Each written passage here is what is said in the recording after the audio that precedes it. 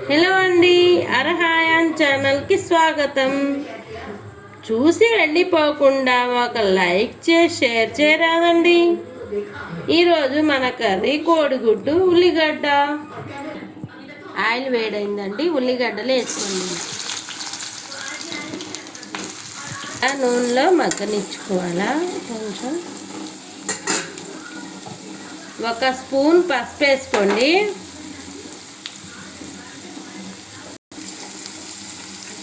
ఒక స్పూన్ పసుపు వేసి ఒక స్పూన్ ఉప్పు వేస్తే ఉల్లిగడ్డలు తొందరగా మగ్గుతాయి అంటారు. ఈ కూర నేను మా అమ్మమ్మ దగ్గర నేర్చుకున్నానండి. అప్పట్లో ఇప్పుడు అంటే ఎవరన్నా చుట్టాలు వచ్చినా చేసినా ఎమ్మటే చికెన్ మటన్ తెచ్చి వండేటోళ్ళం.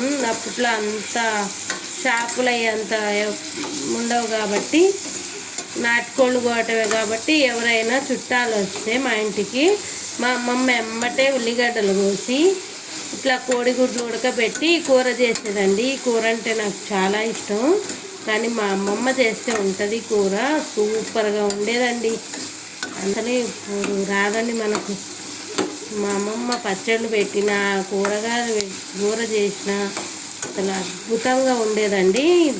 మా అమ్మమ్మ చేసే వంటకాల్లో ఈ కూర అంటే నాకు చాలా ఇష్టం. ముక్క తీసి చూసి కొంచెం మగ్గిన తర్వాత అల్లం వేసుకోండి. వేసి మంచిగా మూత పెట్టేసుకొని కోడిగుడ్లు ఉడికినాయి కదా, దాన్ని పొట్టు తీసుకుంటే లోపల ఉల్లిగడ్డలు కూడా మగ్గిపోతాయండి.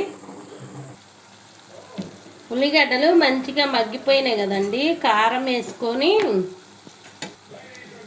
ఒక స్పూనున్నర కారం పట్టిద్ది. ఇక కలుపుకోండి.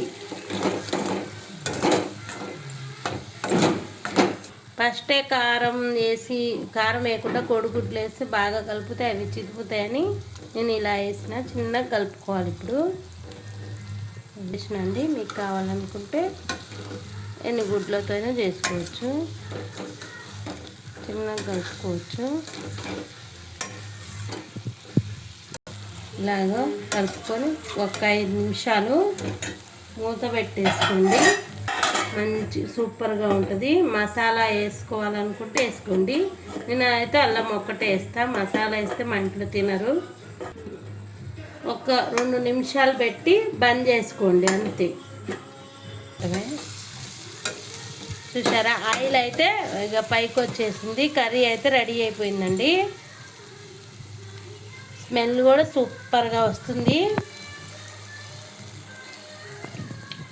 మస్తుగా ఉందండి, సూపర్గా వచ్చేసింది.